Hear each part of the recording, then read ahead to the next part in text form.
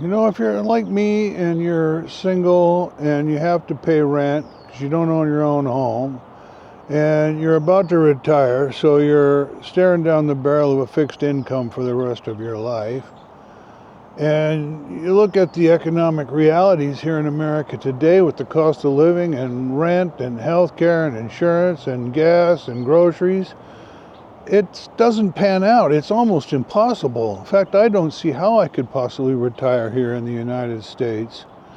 So in this video, I want to share with you the 2-year plan that I have used to leave the American workforce and pack my life into 2 bags and leave, go overseas and find a more dignified retirement abroad.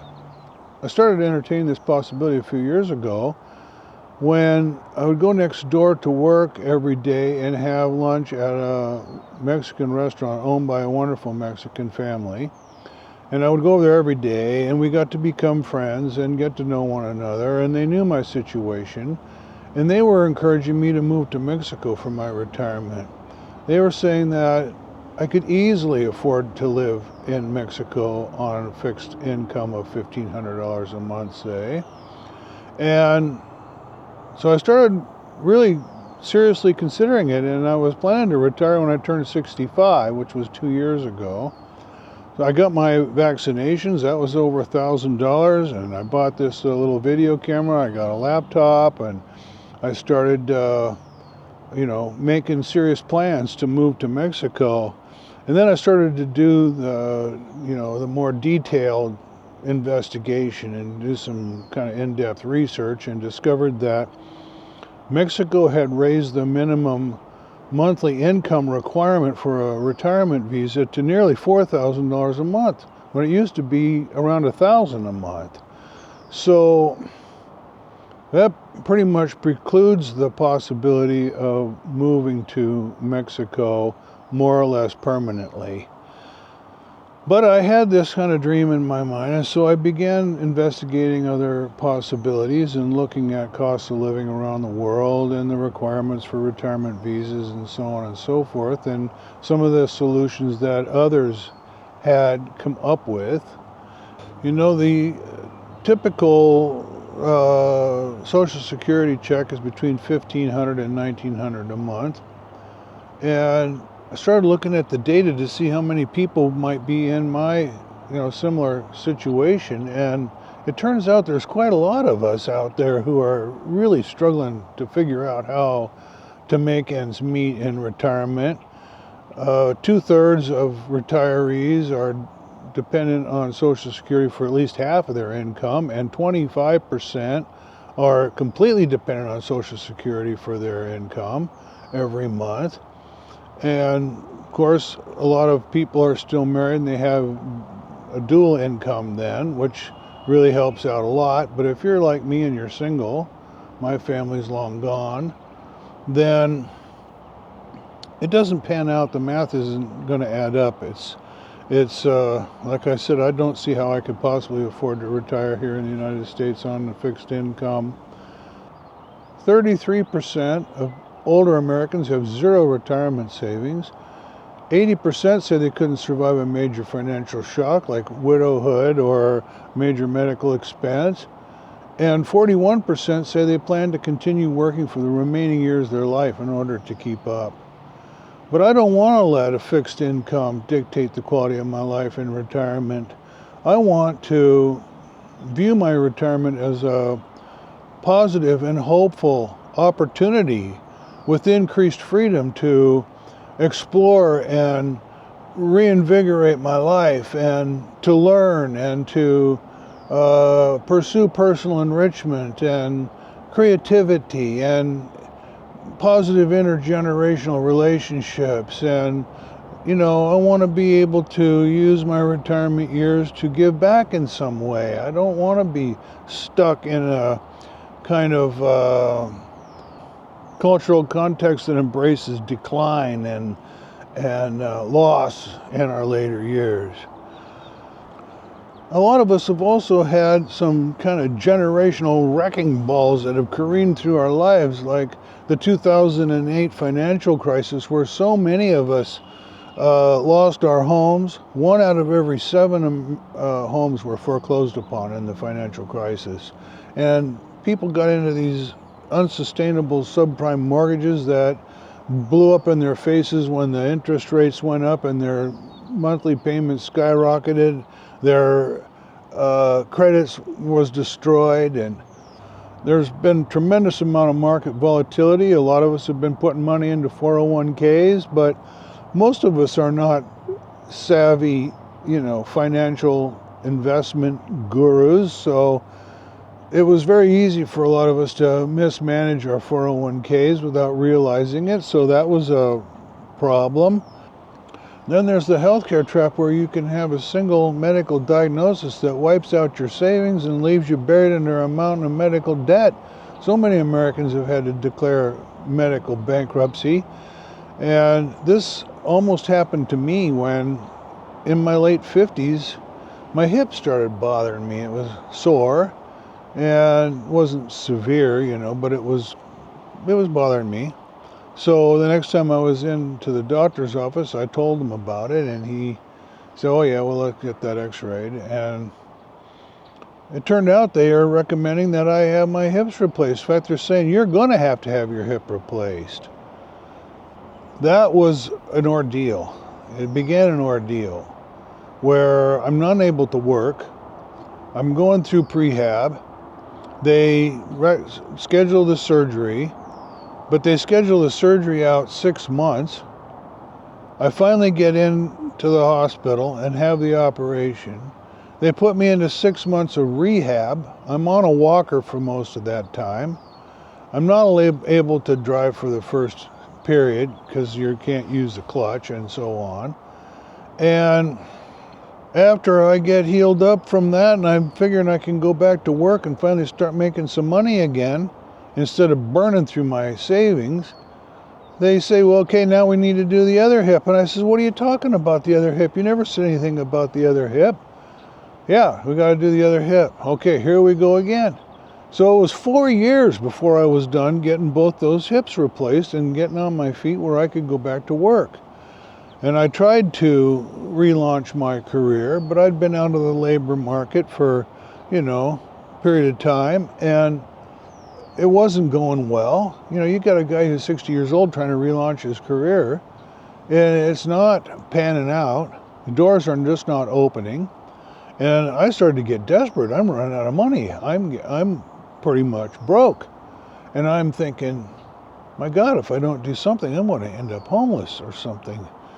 So I ended up taking a mundane job in the grocery business and started running a check stand and checking groceries, and which is actually a pretty decent job up here in Washington State, especially if you're on the west side and not on the east side of the mountains, because we have a pretty strong union there, and the wages are pretty good and the benefits are pretty good. And I was able to start racking some money away in a 401k. And in order to save money, I got a little motorhome and moved into that and put the motorhome in my friend's spare driveway, plugged it into the shop, and put my nose to the grindstone and just went to work and started saving every penny I could. And fortunately, I was debt free. And so I'm running a check stand, and I'm, on a good day, I'm cranking out $10,000 in sales. And after you scan and bag $10,000 worth of groceries and you're hitting 65, it's not easy. And the older I got, the harder it became. So there's a push and a pull to deciding on your age for retirement. Your physical abilities are declining, and that's pushing you to make the decision to retire. But then there's the positive side of it too, where you're looking forward to your retirement years. And I was, at that time, when I was 65, looking forward to retiring in Mexico. And I was, I had a positive vision of that, and could imagine a very good life there in Mexico. And so as I mentioned before, I began moving down that path, and I was ready to retire at 65 because I couldn't keep up with the work anymore, with the job anymore. And I was on the phone with a friend of mine in Eastern Washington one day. He's single also. And he said, why don't you come over here and stay with me over here? I got an extra room, and the cost of living here is so much lower than it is on the west side of the mountains. And, that way you'll be able to postpone your retirement, or at least the collection of Social Security, which is the big thing. At 65, my full retirement age isn't until 66 and 2/3 or 66 and 7 months. And retiring at 65 is considered taking an early retirement, so it would slash my Social Security check, and I'd be locked in for the rest of my life at a lower amount. And I just started to get cold feet about pulling the trigger at 65, and I thought, I'd better wait. So I took my friend up on the offer, and I moved over to Eastern Washington and became a school bus driver, which is a more or less, it's not really half-time job, it's about a 3/4-time job. It's a part-time job, but it pays pretty well. It has good benefits, and it at least enabled me to get by, pay off the car, postpone my retirement until a later date. Well, I just turned 67 this spring, and I'm finishing out the academic year, which is only in a couple of weeks. I'm going to do a month in summer school, and then I'm done working. And I'm planning to move overseas. And as I mentioned, I've done a ton of planning to figure out how I'm going to approach this and be able to survive. But not just survive, to be able to thrive in retirement. As I mentioned, I'm looking forward to a positive retirement and personally enriching retirement in which I can travel and meet new people and challenge myself with new cultural situations and embrace a positive outlook on the future. Now, I know that everyone's situation is different. For me, making this kind of radical decision to leave the United States and move overseas is made easier by the fact that my immediate family is all gone. I'm basically alone in the world. I have no immediate family. I do have very close friends here in Washington, but they understand my situation and the economic realities that I'm facing. So, and I know that a lot of you may have two incomes and you own your own home, so you don't have mortgage payment or rent hanging over your head. And like I said, all of our situations are different. Everyone has to make up their, assess their own situation and decide what they're going to do. So the plan, the way it's worked out for me anyway, is like I said, I started about 3 years ago really seriously looking into the possibility of moving overseas. And like many of you, I've watched many YouTube videos about retirement travel and living abroad and becoming an expat. And this is when new possibilities open and your dreams begin to expand and you begin to look at the possibilities and develop a more hopeful vision for the future. This is kind of the dream phase where you gain increased motivation for retiring overseas.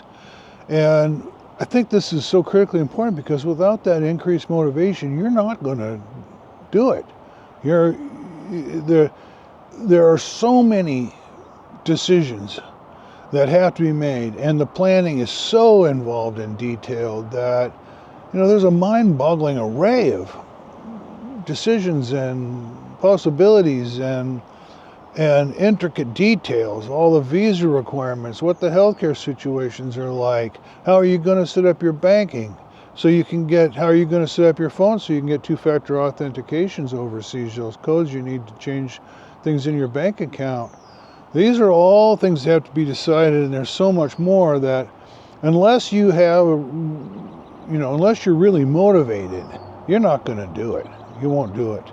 So this dream stage, this dream phase, where you begin to look at the possibilities and become excited about the possibilities of travel and meeting new people and engaging with new cultures and seeing new things and trying new foods and the possibility of perhaps volunteering overseas and giving back in a positive way. This is all an extremely important phase of the process. And I think that it's probably the most important initial stage of a planning process that you should engage in, because, as I mentioned, without it, you're not going to proceed, you're not going to persevere, you're not going to pull through to the final end. There's the other phase, is this radical downsizing of your life. It began with me about 6-8 years, about 4 years before my hip replacements, when the house was becoming too much for me to take care of. I was single then. I didn't really need that big a house. The garage was packed with my dad's stuff. The attic was full of my stepmother's stuff. Both of them were gone. And it started to clear that stuff out. I went through 8 huge garage sales, 8 trips to the garbage dump, downsizing, getting rid of stuff, getting rid of my own stuff. Finally, I pared everything back to what would fit in a 5x8 storage unit. And I've continued to downsize ever since. Because, like as I mentioned, after my hip surgeries and I went back to work, I began leading a very frugal and minimalist life, and I just kept paring back, and now all of my possessions will easily fit into your standard bedroom closet. So this downsizing is something that not all of you will do. If you own your own home and you still want to go overseas, you may rent the house, keep your stuff, put your stuff in a storage unit, continue to pay for that. But for me, I'm getting rid of everything. I'm packing all of my life into 2 bags, a roll-on, carry-on, and a personal item backpack with my electronics in it, and leaving the United States, and I'm not looking back. That's my plan. The final stage is figuring out how you're going to surmount the bureaucratic hurdles that face you. You got to make sure your passport has got enough time left on it before it expires to move overseas. You have to set up your bank accounts in such a way that you can transfer money easily from one account to the other. Have a backup in case one of your debit cards gets compromised overseas. Have a way to transfer money into, say, a Wise account that you would use to, like in Indonesia. Many of you don't realize this, but they have QR codes everywhere. It's called QRIS. I don't know how to pronounce that, but it's QRIS. QR codes on everything, from even sidewalks. Food vendors have QR codes, right up to the largest shopping centers and grocery stores, taxis. Everywhere you go, there's a QR code. And if you download Grab, which is the transportation app that so many people use in the Philippines and Indonesia, you can just use your Wise account, transfer some money into your Wise account, convert that into, say, Filipino pesos or Indonesian rupiah, and go to wherever you're purchasing something, and you just open up your Grab, they call it, it's Gojek app, GoPay, and you can scan the QR code and it'll deduct it automatically out of your account. So you don't have to use cash for so many purchases anymore. It's all done with an app, electronic payments, and it's so straightforward and easy. So these are the kind of things that you have to learn about and get ready for. And then there's all the visa requirements, and you have to plan that out. And then there's your travel and your travel expenses, your initial expenses for your immunizations, which can be quite expensive, and your accommodations. How are you going to manage that so you keep your costs down? Your accommodations and food will be the two largest expenses that you face when you move overseas, so it's critical that you keep those under control. If you're spending 25 or 30 bucks a night on a hotel room, it's not going to add up. So you have to look for guest houses and homestays that are much less. And fortunately, when you go to a place like even Bali, Indonesia, there are lower cost options available that you can get into initially until you get your feet on the ground and look around and find more long-term rental situations, usually furnished like studio or one-bedroom places that will come in at, say, under $400 a month. Well, that's doable. Here in the United States, financial advisors recommend that you spend about a third of your income on rent, and if you're getting $1,500 a month on Social Security, say, and your rent's only $400, well, then that becomes quite doable. And the local warungs, if you eat like locals there, you can get a meal that's very inexpensive, certainly under $3 a meal. Not like that burrito I had this morning, which was almost $7 for this little wimpy thing. You get a full meal for under $3. It's possible. So when you start thinking about moving overseas, then you start thinking about your income and your money differently. And instead of living paycheck to paycheck and wondering how you're going to make it, struggling to survive from check to check, you can actually get to the point where you can save a couple $100 a month on a Social Security check. Put it away so you have a little extra money at the end of the year if you want to take a trip or take a little short vacation or whatever. It's possible. The other thing that you can access overseas is world-class healthcare, and it's extremely affordable. Office visits to a doctor can be had for 20 or 30 bucks. I've talked to so many expats overseas who have had to go in for MRIs or other diagnostic procedures that here in the United States would cost thousands, and they're a couple $100. So they can pay for so much of that out of their savings or out of their pocket and get by. The other thing is you need to set up some kind of long-term health insurance, which is an issue when you decide to finally settle in a country and become part of their national health care plan. So this is something that's beyond the scope of this video. We'll get into it at another time, but establishing some kind of long-term health care or health insurance is very important, and you don't want to travel overseas without at least a major emergency medical policy. And that's also beyond the scope of this video, which is something I can cover in a later video because it's extremely complicated and you run into all kinds of options. Nomad health insurance, expat health insurance, which is extremely expensive. And I think I've come up with a workable solution for me, and I'll go over that in another video.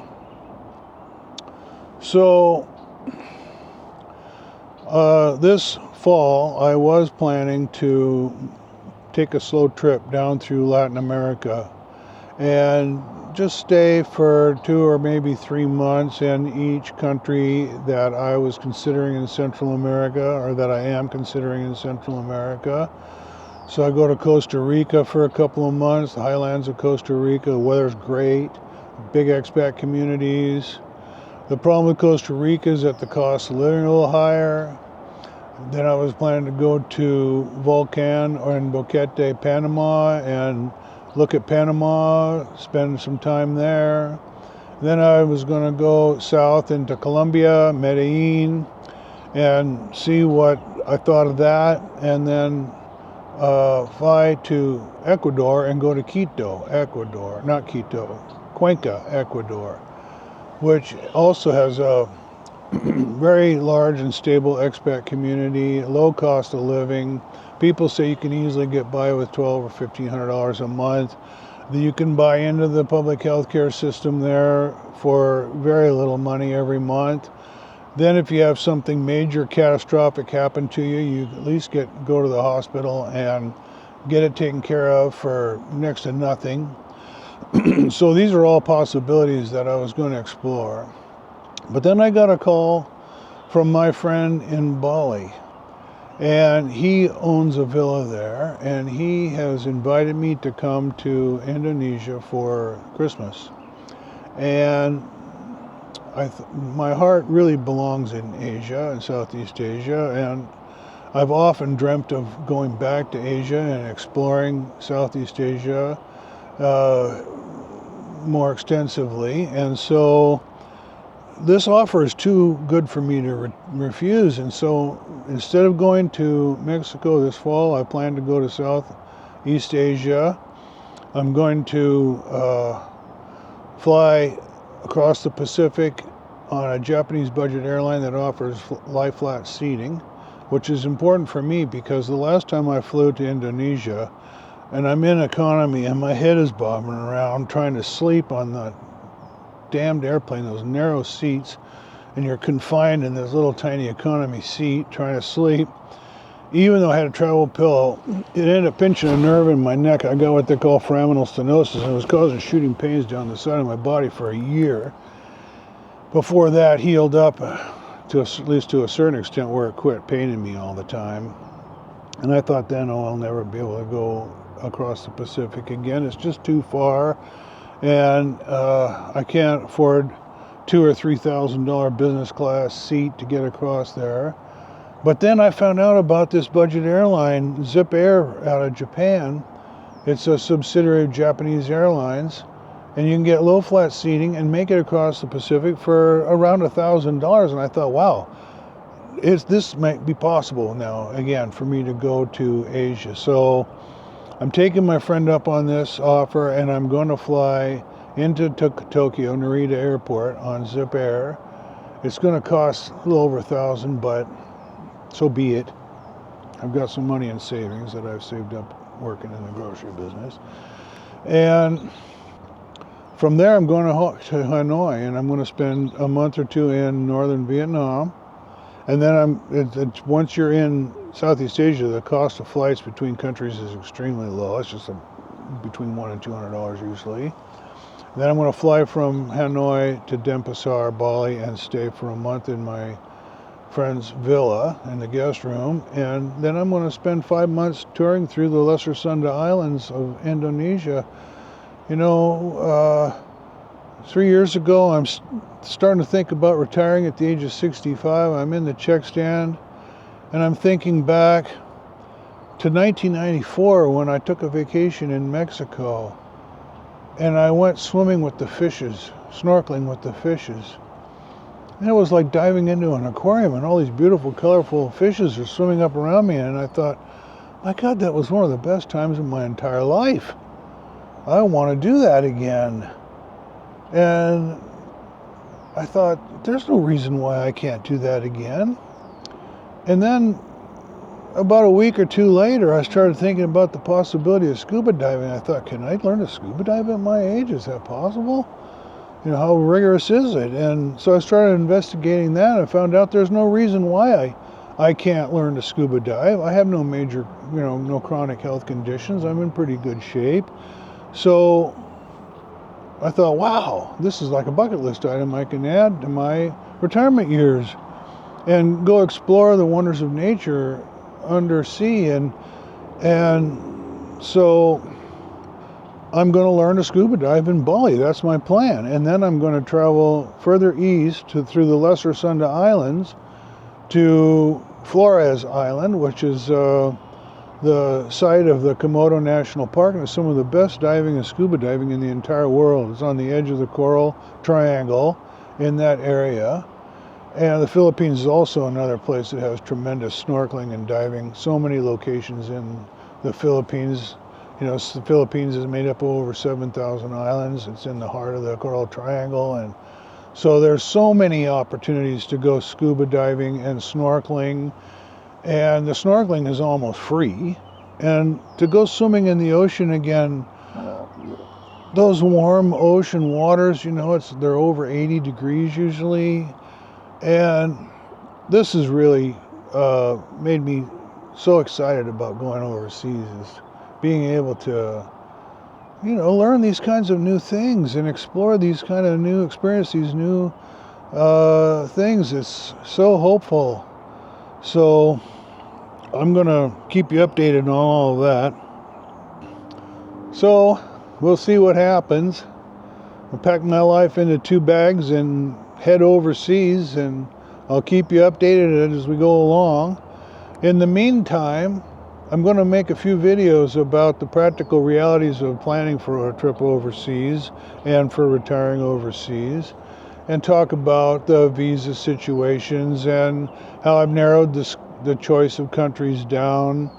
After I figure that if I'm going to spend as much as I am to travel across the Pacific and back, that I'd better make the best of it and stay over there for a while. So I may not come back for a couple of years. I may stay 2 years and travel slowly through Southeast Asia, go to the Philippines, spend 6 months in Indonesia, as I mentioned, go to the Philippines, Kuala Lumpur and Georgetown, Penang in Malaysia, which also has some very affordable accommodations and food and so forth. Maybe go to Siem Reap, spend a month, see Angkor Wat, go to southern Thailand, spend some time there, do some great snorkeling, wonderful island destinations, maybe spend time in Bangkok and go up to Chiang Mai for a few weeks. We'll see. And we'll see how this goes, and we'll see if I can actually afford to do it. This is one of the big questions. If I start running out of money and push comes to shove, and it's costing more than I thought it was going to, then may have to leave Southeast Asia and head for Central America sooner than I hope to. But we'll keep you informed, and I'll keep you updated, and look for new videos as we go along. Go ahead and subscribe, and we'll see how it plays out. Thanks for watching.